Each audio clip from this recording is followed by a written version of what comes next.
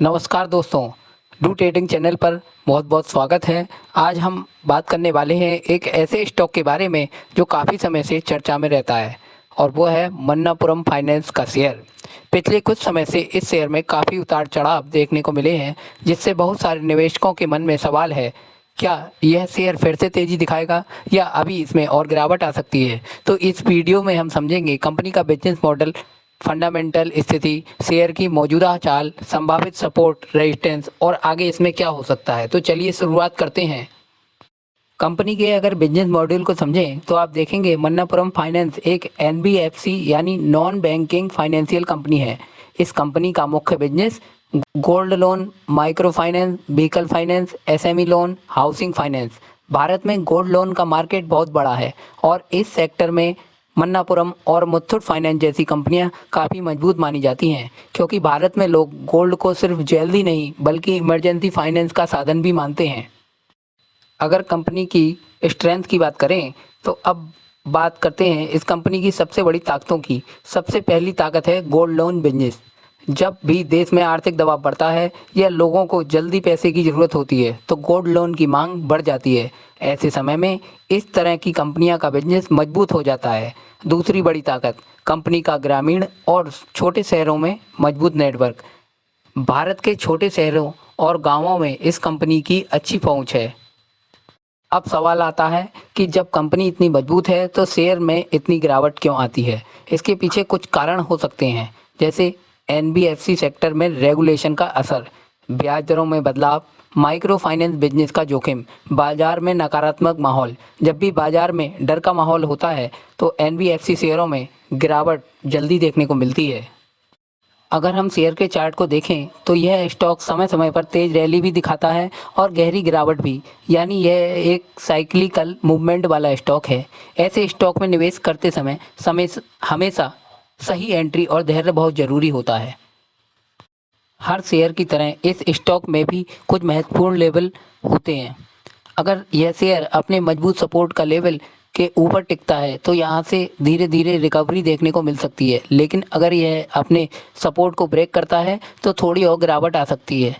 ऐसी स्थिति में कई निवेशक स्टेज बाइंग, एवरेजिंग की रणनीति अपनाते हैं, लेकिन याद रहे यह पूरी तरह अपनी निवेश रणनीति पर निर्भर करता है।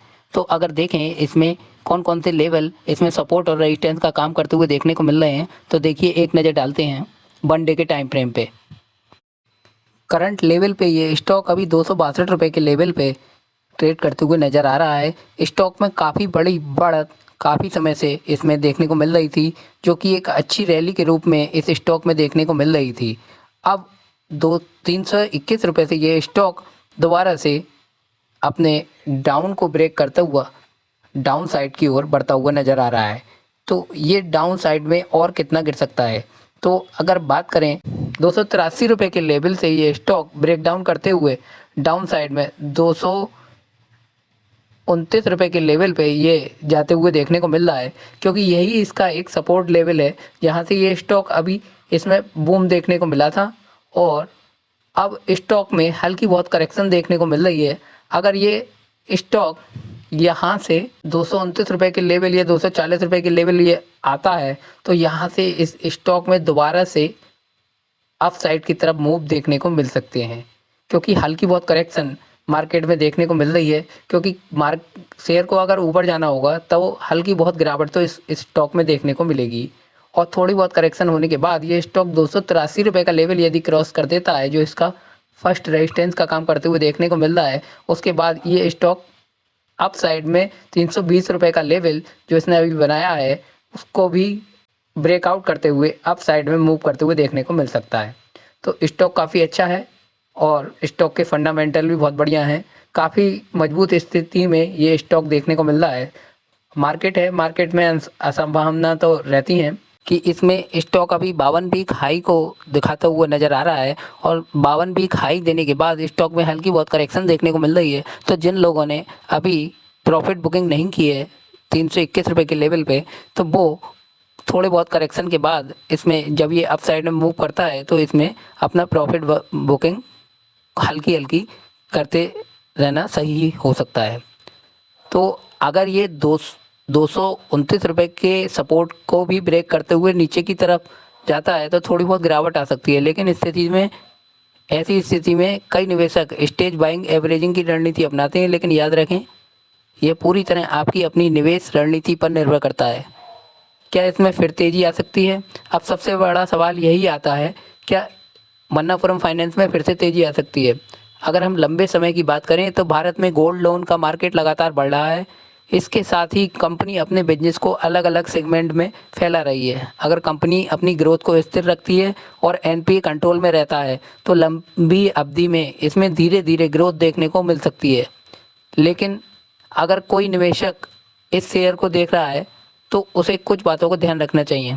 हमेशा स्टॉक को स्टेज में खरीदें, यानी पूरी रकम एक साथ ना लगाएं। कंपनी के रिजल्ट पर नज़र रखें। एनबीएफसी सेक्टर के माहौल को समझते रहें समय समय पर। शेयर बाजार में धैर्य रखने वाले निवेशक ही लंबे समय में अच्छा रिटर्न कमा पाते हैं। दोस्तों, शेयर बाजार में निवेश जोखिम के साथ आता है, इसलिए किसी भी स्टॉक में निवेश करने से पहले अपने खुद की रिसर्च बहुत ज़रूरी है। यह वीडियो केवल जानकारी और शिक्षा के उद्देश्य से बनाई गई है। तो दोस्तों, अब सवाल आपसे है, क्या मन्नापुरम फाइनेंस में आने वाले समय में एक अच्छी तेज़ी दोबारा से देखने को मिल सकती है, या फिर अभी इस शेयर में सावधानी बरतने की ज़रूरत है? अपनी राय ज़रूर कमेंट में बताइए। अगर आपको इस तरह का गहराई से किया गया स्टॉक एनालिसिस पसंद आता है तो वीडियो को लाइक करें और हमारे डू ट्रेडिंग चैनल को सब्सक्राइब करना ना भूलें। हम मिलेंगे अगली वीडियो में एक और दिलचस्प स्टॉक के साथ।